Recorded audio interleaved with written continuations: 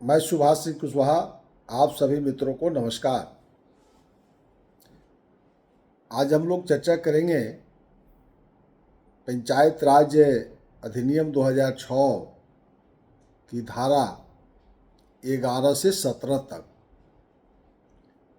ग्राम पंचायत क्या है, मूल विषय है कि ग्राम पंचायत क्या है।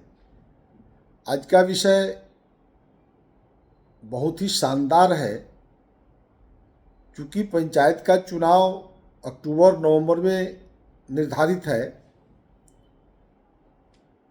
उस चुनाव में जो भी पंच, सरपंच, वार्ड सदस्य, मुखिया, पंचायत समिति, जिला परिषद चुनाव लड़ेंगे, तो ग्राम पंचायत को समझना बहुत जरूरी है। ग्राम पंचायत के सदस्य कौन होगा, ये मैं इस पर विस्तृत चर्चा करके आपको बताने का प्रयास किया है। लेकिन ग्राम पंचायत के मुखिया, वार्ड सदस्य मिलकर क्या करेंगे, उसकी चर्चा आज हम लोग करने के लिए आपके सामने हैं। 20 मिनट का समय निकालकर निश्चित रूप से सुनना चाहिए और इस वीडियो को ज़्यादा से ज़्यादा शेयर भी करना चाहिए, क्योंकि गांव, गरीब, किसान, मजदूरों तक इस बातों को पहुंचाया जाए। तो चलिए, ग्राम पंचायत क्या है। पहले भी मैं बता चुका हूं कि पंचायती राज जो परमपिता महात्मा गांधी की सपना थी, ग्राम स्वराज की स्थापना करना। ग्राम स्वराज की स्थापना तब होगी जब गांवों की अपनी सरकार होगी, तो उसी को पंचायत सरकार कहा गया। तो पंचायती राज अधिनियम बना, विभाग बना, मंत्रालय बना। तो उस पंचायती राज में एक ग्राम, 7,000 मतदाता को ध्यान में रख करके एक ग्राम बनाया गया। तो 7,000 मतदाता के 8,000 भी हो गए हैं, 9,000 भी हो गए, क्योंकि 20 वर्ष पहले जो आधार बनाया गया था प्रशीमन का, उस 30 वर्ष के लिए बनाया गया। लेकिन जो कानून बना, एक ग्राम 7,000 8,000 मतदाताओं का है, जो ग्राम के सभी मतदाता मिलकर मुखिया का चुनाव करते हैं, और उस ग्राम के अंदर छोटी छोटी वार्ड बनाया गया, जहां से ग्राम पंचायत के सदस्य चुनाव लड़ते हैं, यानी वार्ड के सदस्य। जो 500 मतदाता को ध्यान में रखकर एक एक क्षेत्र बनाया गया, तो उसको ध्यान में रख करके वार्ड का क्षेत्र निर्धारित किया गया। तो जो वार्ड के सदस्य जीतते हैं, वार्ड से ग्राम के अंदर जितनी भी वार्ड है, उस वार्ड से जीते हुए वार्ड सदस्य और ग्राम से जीते हुए मुखिया, दोनों को एक जगह समन्वय कर दीजिए, एक जगह बैठा दीजिए, तो उसे ग्राम पंचायत कहते हैं। तो ये बात हम समझ गए कि ग्राम पंचायत किसे कहते हैं। मुखिया और वार्ड सदस्य का संयुक्त नाम को हम ग्राम पंचायत कहते हैं। यानी जहाँ भी ग्राम पंचायत शब्द लिखा हो, तो आप समझ लेंगे मुखिया और वार्ड सदस्य का नाम है ग्राम पंचायत। तो ये चूँकि मैक्सिमम लोग आज भी किताबों का अध्ययन करते हैं, तो उसमें मुखिया और वार्ड सदस्य शब्द खोजते हैं, तो ये आपको पूरा किताब में ये नहीं मिलेगा। तो ये जब भी मिलेगा, जब आप धारा 12 को अध्ययन करेंगे, तो उसमें ग्राम पंचायत की संरचना है। यानी ग्राम पंचायत की संरचना क्या है, वार्ड और मुखिया का संयुक्त नाम को ग्राम पंचायत कहते हैं। तो ये तो अब क्लियर हो गया। तो उसी ग्राम पंचायत के अधिकार के संबंध में आज हम चर्चा करेंगे। तो ग्राम पंचायत का अधिकार, कर्तव्य, ये सब धीरे धीरे आपको, वार्ड का सदस्य का अधिकार हमने बताया, वार्ड सभा का अधिकार बताया, वार्ड क्रियान्वयन प्रबंधन समिति क्या है, इसके संबंध में हम लोग चर्चा कर चुके हैं। फिर हम लोग ग्राम सभा की चर्चा किए हैं। अब हम लोग ग्राम पंचायत के तरफ बढ़ गए। तो अब ग्राम पंचायत समझ गए, वार्ड और मुखिया का संयुक्त नाम है, और यह 5 वर्ष के लिए चुनाव होता है। इसमें तो कोई तो कहने की बात नहीं है। अब इसमें मुखिया और उप मुखिया का भी आप समझ गए कि उप मुखिया वार्ड सदस्यों के बीच से चुन करके आते हैं, और मुखिया ग्राम के आम मतदाताओं से चुनकर आते हैं। तो अब मुखिया और उप मुखिया का अधिकार क्या है, ग्राम पंचायत समझ गए। तो मुखिया का अधिकार ये जानना बहुत ज़रूरी है कि चूंकि ग्राम पंचायत के अध्यक्ष मुखिया होते हैं, तो मुखिया का अधिकार सीधा है कि उनको जो संविधान कहता है कि हर 2 माह पर एक बैठक बुलाना, यानी कार्यकारिणी की, यानी ग्राम पंचायत की बैठक। तो वो जब धारा हम 20 की चर्चा करेंगे उस दिन आप उसको डिटेल समझेंगे, लेकिन आज उनका अधिकार यही है कि उनको ग्राम पंचायत का ससमय बैठक बुलाना। अस्थाई समिति की भी गठन होगी, अस्थाई समिति के भी विश्लेषण हम करेंगे अलग अलग, लेकिन उस बैठक को भी नियमित बुलाना मुखिया का कर्तव्य होता है। आम सभा की बैठक 3 महीना पर करना है, उस बैठक को भी मुखिया को हर 3 माह पर बैठक के बुलाने का अधिकार दिया गया है, जो मैं ग्राम सभा की बैठक में जिक्र किया था। जो मुखिया नहीं बुलाते हैं तो आम जनता को अधिकार है 1/5वां हिस्सा अगर दस्तखत करके जिला पंचायती राज पदाधिकारी को लोग देते हैं तो ग्राम सभा की विशेष बैठक बुलाई जा सकती है, या सरकार विशेष बैठक बुला सकती है। यानी सामान्य बैठक बुलाने का अधिकार ग्राम पंचायत के मुखिया को है, और विशेष बैठक बुलाने का अधिकार मतदाताओं के 1/5 या आपको राज्य सरकार बुला सकती है। तो ये उनको करने का ये दायित्व दिया गया है। और ग्राम पंचायत की जितना भी रिकॉर्ड है जो पंचायत सचिव के कस्टोडियन में रहता है, लेकिन उसका संधारण देख रेख ग्राम पंचायत के मुखिया के करना है कि सभी कागजात अप टू डेट रहे, ये उनका दायित्व है। और सबसे बड़ा दायित्व जो है कर्मचारियों और पदाधिकारियों पर मुखिया का पूर्ण नियंत्रण, यानी 29-30 विभाग ग्राम पंचायत की जवाबदेही पर राज्य सरकार और केंद्र सरकार ने जो दिया है, तो यह 29-30 जो विभाग हैं उसके पदाधिकारी और कर्मचारियों पर पूर्ण नियंत्रण करने की जवाबदेही ग्राम पंचायत के मुखिया को दी गई है। अब ये इसका विश्लेषण सब करके देखेंगे तो जब धारा 20 के जब हम ग्राम पंचायत कार्यकारिणी की बैठक की चर्चा करेंगे तो यही बिहार के अंदर यह व्यवस्था नहीं लागू कर पाए तत्कालीन मुख्यमंत्री नीतीश कुमार जी, लेकिन वर्तमान मुख्यमंत्री सम्राट चौधरी जी से बिहार के लोगों की एक आशा है। अब ये कितना कर पाते हैं, अभी तक 25 वर्ष में, यानी 5 वर्ष आदरणीय श्रीमती राबड़ी देवी जी के नेतृत्व में और 20 वर्ष आदरणीय नीतीश कुमार जी के नेतृत्व में पंचायत सरकार चलते हुए हो गया। और 1993 एक्ट में तो 5 वर्ष रहा, लेकिन 2006 में नीतीश कुमार ने जब ये अमेंडमेंट कर दिया कि मुखिया के कार्यकारिणी की बैठक में सभी विभागीय पदाधिकारी को आना है, तो यही कह रहा है मुखिया के अधिकार में कि उनको बुलाने की जवाबदेही ग्राम पंचायत के मुखिया की है। अगर ग्राम पंचायत कार्यकारिणी की बैठक 2 महीना पर अगर ग्राम पंचायत के मुखिया करते हैं तो क्या बिहार के सभी मुखिया अपने कार्यकारिणी की बैठक में वार्ड सदस्य के साथ साथ 29-30 विभाग के कर्मचारियों को बुलाते हैं? जैसा एक डिपार्टमेंट बताते हैं, सबसे बड़ा बिहार में, जैसे हम लोग जनसुराज पार्टी की भी राजनीति में हम हैं, प्रदेश में संगठन महामंत्री हैं, हमारे नेता प्रशांत किशोर जी लगातार शिक्षा सुधार की बात करते हैं। और पंचायत राज एक्ट में एक ग्राम पंचायत के मुखिया को यह अध्यक्ष हैं और कार्यकारिणी के बैठक में उस विभाग को बुलाना है। यानी प्रत्येक पंचायत में मिडिल स्कूल और प्राथमिक विद्यालय 8 से 10 हैं, यानी एवरेज 7-8 पंचायत प्रत्येक के 7-8 विद्यालय प्रत्येक पंचायत के अंदर हैं। तो सभी के प्रधानाध्यापक को ग्राम पंचायत कार्यकारिणी के सदस्य राज्य सरकार ने बनाया। ये जवाबदेही मुखिया की है कि वो बैठक में बुलावें। तो अब आप बुलाते हैं कि नहीं बुलाते हैं?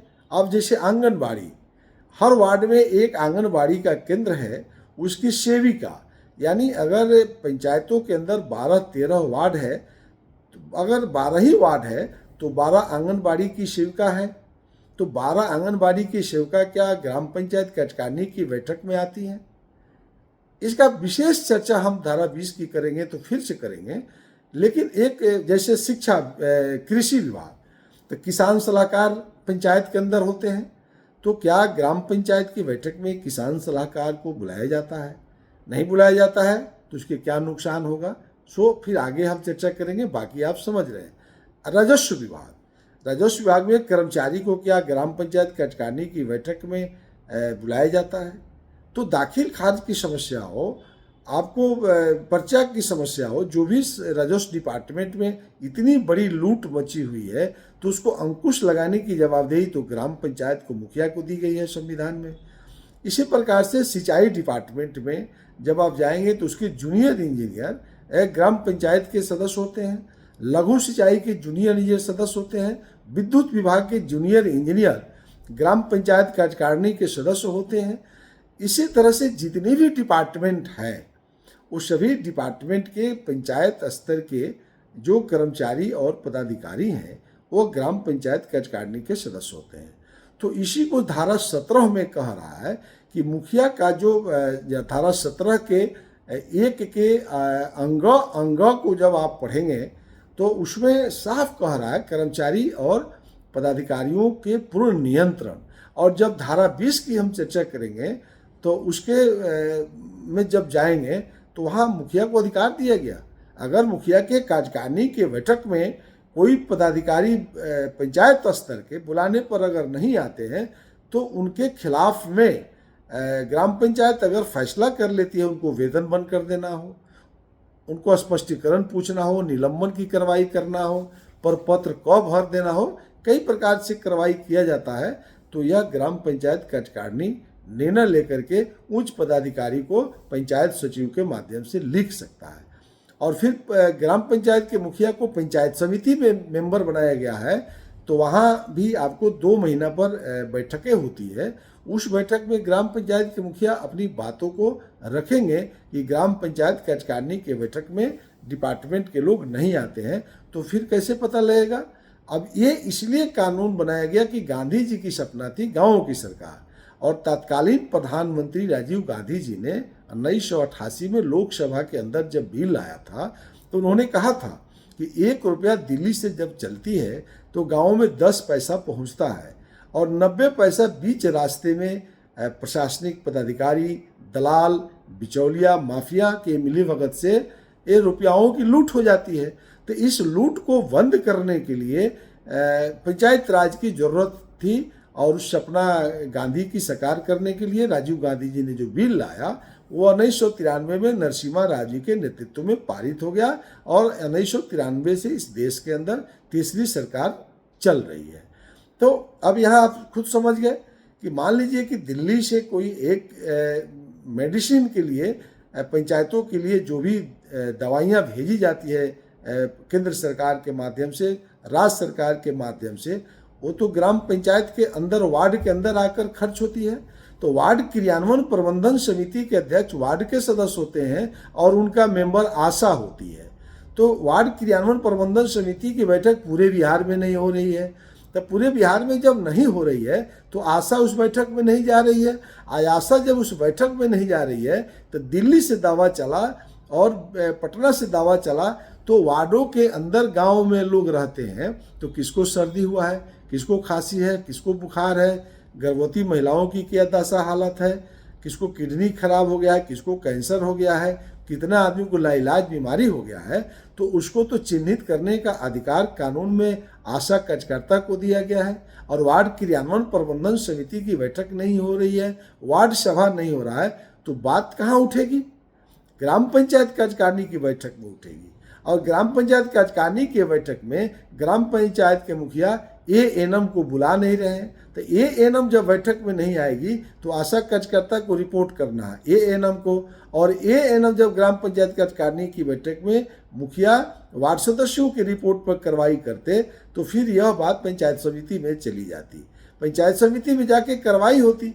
यदि एएनएम की जांच ग्राम पंचायत के मुखिया के पास स्वास्थ्य कमेटी है, वो स्वास्थ्य कमेटी को भेजकर स्थल जांच करवा करके अगर ग्राम पंचायत के मुखिया सरकार को रिपोर्ट कर दे, कलेक्टर को रिपोर्ट कर दे, सिविल सर्जन को रिपोर्ट कर दे, तो सुप्रीम कोर्ट को हैसियत नहीं है उसको निलंबन से कोई रोक सके। तो ग्राम पंचायत के मुखिया को इतनी बड़ी संविधान में अधिकार दिया गया, तो मुख्यमंत्री नीतीश कुमार जी 20 वर्ष में इसको जमीन पर पहुंचने नहीं दिए। तो ये कह रहा है धारा 17 में कि ग्राम पंचायत के मुखिया को धारा 17 के फिर से अंग को पढ़ लेना चाहिए। मैं पढ़ करके भी बता देता हूँ। ग्राम पंचायत के कर्मचारियों तथा पदाधिकारियों और वैसे कर्मचारियों जिनकी सेवा किसी अन्य प्राधिकारी द्वारा ग्राम पंचायत के अधीन सौंपी गई हो के कार्यों पर प्रशासनिक नियंत्रण एवं पर्यवेक्षण रखेगा। ये मुखिया को इससे बड़ा अधिकार अब क्या दिया जा सकता है?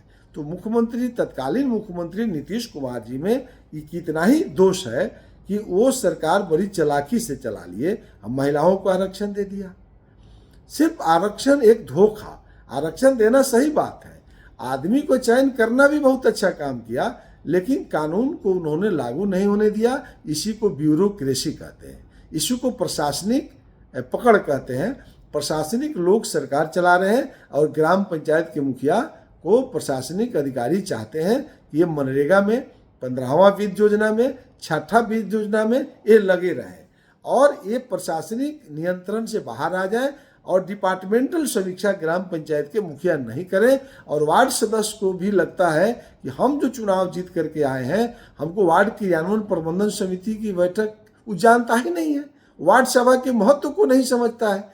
इसलिए सुभाष सिंह कुशवाहा डंके की चोट पर मैं संविधान के अधिकारों को आपके सामने लाने का प्रयास हरदम करते हैं कि जब तक वार्ड क्रियान्वयन प्रबंधन समिति और वार्ड सभा नहीं होगी, वार्ड सदस्यों को बिहार में अधिकार नहीं दिया जाएगा और ग्राम पंचायत के मुखिया अपने अधिकारों का उपयोग नहीं करेंगे, जो उनके अंदर शक्ति दिया गया है संविधान में, 29-30 डिपार्टमेंट का मालिक बनाया गया है, आपको निलंबित करने का अधिकार संविधान में दिया गया है, आपको साफ कह रहा है प्रशासनिक नियंत्रण एवं पर्यवेक्षण करने की जवाबदेही ग्राम पंचायत को मुखिया को दिया गया है, तो बिहार के अंदर क्यों नहीं हुआ? ये सिर्फ मुखिया दोषी नहीं है, पंचायत सचिव दोषी है, प्रखंड के विकास पदाधिकारी, प्रखंड विकास पदाधिकारी जो पंचायत समिति के कार्यपालक पदाधिकारी होते हैं वह दोषी है, प्रखंड पंचायती राज पदाधिकारी दोषी है। तो जिलाधिकारी के साथ प्रखंड विकास पदाधिकारी की मंथली बैठक होती है और मंथली साप्ताहिक बैठक कमिश्नर के साथ कलेक्टर की होती है और कमिश्नरों की बैठक मुख्यमंत्री के साथ होती है। विभागीय कमिश्नर और मुख्यमंत्री की साठगांठ है। निश्चित रूप से मुख्यमंत्री नीतीश जी ने प्रशासनिक अधिकारियों को कह दिया था कि जैसे सत्ता का विकेंद्रीकरण तो हुआ, लेकिन रुपया का विकेंद्रीकरण यानी रुपया का लूट राज्य सरकार अपने हिसाब से कर रही थी, तो ग्राम पंचायत के मुखिया को कहा कि मनरेगा फ्री कर दो। इसलिए आप देखते होंगे कि मनरेगा में जांच नहीं होता है, मनरेगा दिया ही जाता है पैसा लूटने के लिए कि वार्ड के सदस्य, ग्राम पंचायत के मुखिया, पंचायत समिति, जिला परिषद इसी में लाता लाती करता रहे और दिन भर इस पैसा की खोज में रहे। कहाँ नाला झाड़ना है, कहाँ नहर की उगाही करना है, कहाँ पोखरा की उगाही करना है, कौन सड़क में मिट्टी डालना है, इसी धुन में वार्ड और मुखिया, पंचायत समिति, जिला परिषद के लोग लगे हुए हैं। लेकिन जो ग्राम पंचायत का मुखिया का मूल काम था उसे भटकाव किया गया है। इसलिए इस बार जनसुराज पार्टी ने कहा है कि आप ग्राम पंचायत के मुखिया का चुनाव मुर्गा भात खा करके वोट नहीं करना है, आप वार्ड सदस्य का चुनाव पैसा लेकर के वोट नहीं करना है। यदि बिहार में सुधार चाहते हैं, यदि बिहार में शिक्षा व्यवस्था को ठीक करना चाहते हैं, तो जनसुराज पार्टी के नेता प्रशांत किशोर जी लगातार इस कानून को प्रचार कर रहे हैं। मैं संगठन महामंत्री के रूप में लगातार आपको प्रशिक्षण दे रहा हूं, बोल रहा हूं, डंके की चोट पर बोल रहा हूं कि ग्राम पंचायत के मुखिया अगर इस कानून को लागू नहीं किए तो या तो आप जानकारी नहीं रखते हैं, या तो इस व्यवस्था को बंद कर दिए कि प्रशासनिक पदाधिकारियों से मिल करके जितना भ्रष्टाचार किया जा सके उसमें सब लोगों ने लिप्त हो गया है। तो ये मैं धारा 11 से 17 ग्राम पंचायत क्या है, ग्राम पंचायत के मुखिया उप मुखिया का अधिकार क्या है, ये आज मैं आपको बताया हूँ। उप मुखिया का अधिकार तो आप समझ ही गए कि मुखिया की अनुपस्थिति में उप मुखिया को अधिकार दिया गया है और सामाजिक न्याय समिति के वो अध्यक्ष होते हैं। तो वो आगे जब हम अस्थायी समिति की चर्चा आपके बीच में जब करेंगे तो उस बात को भी आप जान जाएंगे। तो चलिए, कल जितनी मुखिया को अधिकार मैं बताया या ग्राम पंचायत का अधिकार बताया, उसमें से कल हम धारा 18 की चर्चा करेंगे यानी 18वें मुखिया और उप मुखिया को कैसे पदमुक्त करना है, कैसे मुखिया को हटाया जाना है, कैसे उप मुखिया को हटाइएगा, इतनी बात मैं कहा। यदि इतना बात मुखिया नहीं करते हैं तो मुखिया को संविधान में अधिकार दिया गया है कि आम जनता भी मुखिया को हटवा देगी। ये जानने के लिए फिर अगला वीडियो कल हम देंगे, उसको आप जरूर सुनेंगे। बहुत बहुत धन्यवाद।